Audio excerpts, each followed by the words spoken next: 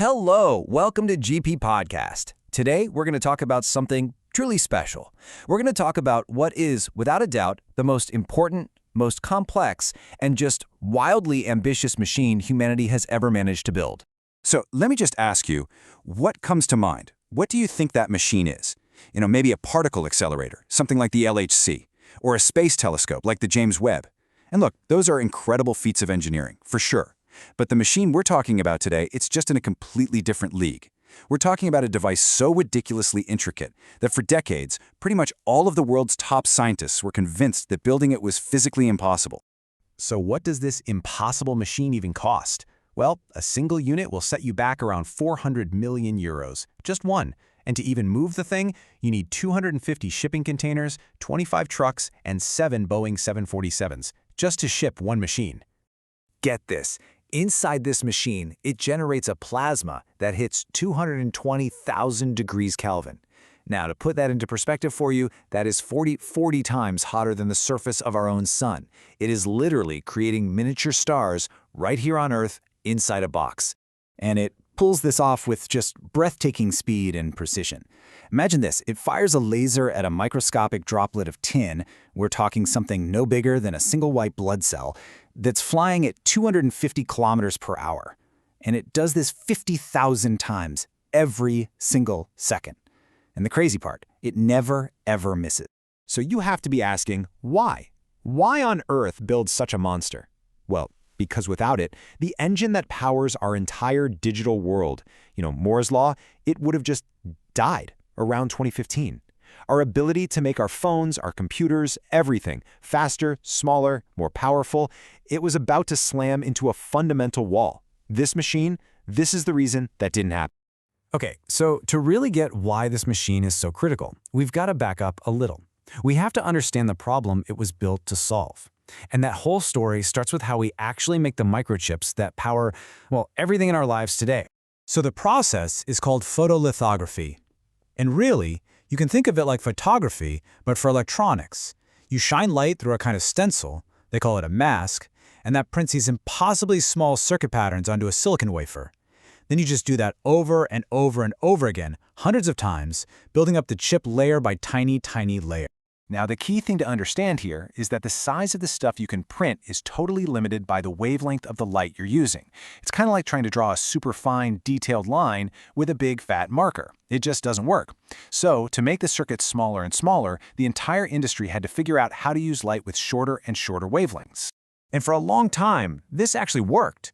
Engineers went from regular visible light to ultraviolet light, shrinking things down. But by the late 90s, bam, they hit a hard wall. The limit was something called deep ultraviolet light at 193 nanometers.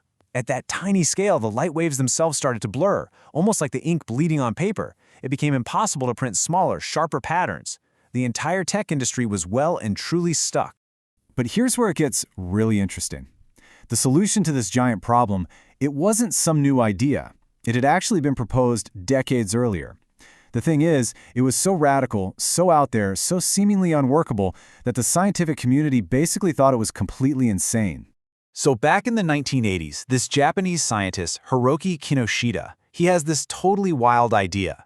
What if we use extreme ultraviolet light, EUV? The wavelength was super tiny, perfect for printing smaller circuits. But there was a massive problem. EUV light gets absorbed by pretty much everything. Air absorbs it, so you'd need a perfect vacuum. Glass absorbs it, so traditional lenses were out. Kinoshita's solution was just genius. He figured out how to use these hyper-specialized mirrors to bounce the light around instead. And in 1986, he actually proved the theory worked. So, you'd think people would be amazed, right? Nope. When he presented his findings, the reaction was just brutal. He said it himself, the public was incredibly skeptical. They thought the whole thing was a great exaggeration. They just couldn't wrap their heads around the idea that you could create a sharp image by reflecting this crazy type of light. And it wasn't just him. A few years later, a scientist in the US, Andrew Havelock, proposed basically the same thing. His reception, even worse. He said, and this is a direct quote, "I was literally laughed off the stage. They told me it was a stupid idea." So the message from the scientific world was crystal clear. EUV was a non-starter, a dead end. So this brilliant, potentially world-changing idea was just abandoned by almost everyone. We're talking major research groups, the big American tech giants. They all just walked away. All of them, except for one small, kind of unknown company over in the Netherlands called ASML. I mean, you can see why they gave up. The engineering challenges were just monumental. Think about it. How do you create a tiny, stable sun on Earth and then make it flash 50,000 times a second?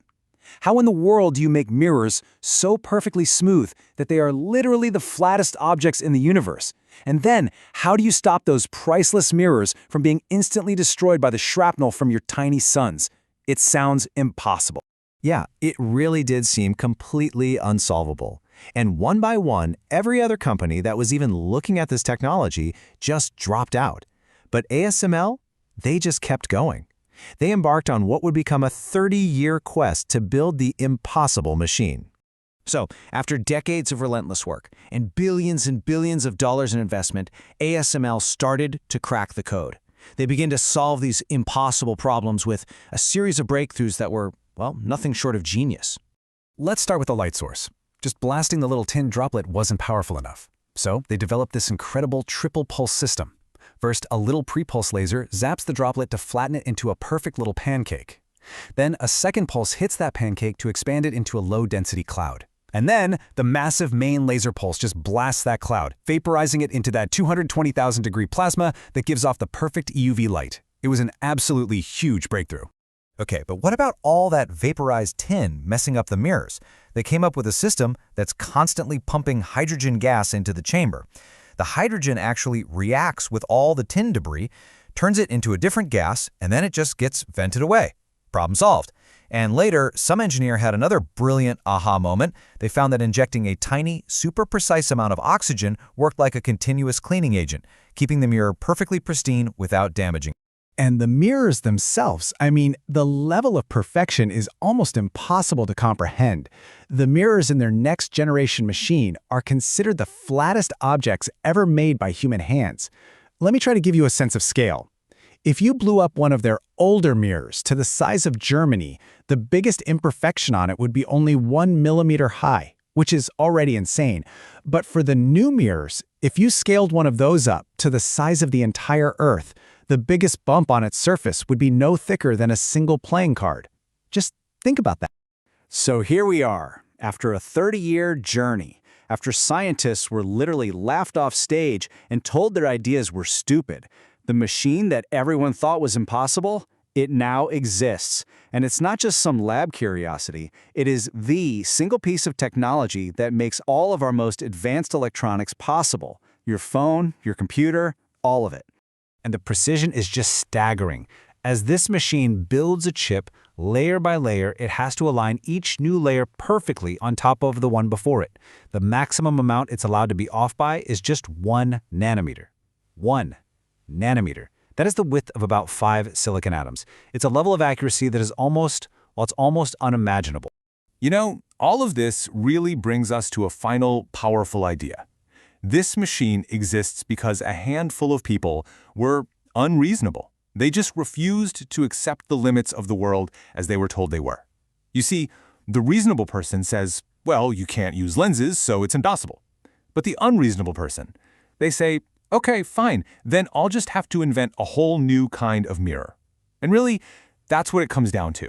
All progress depends on that kind of beautiful, stubborn, unreasonable. If you liked the video, subscribe, leave a like, comment on what you liked most, and share the video.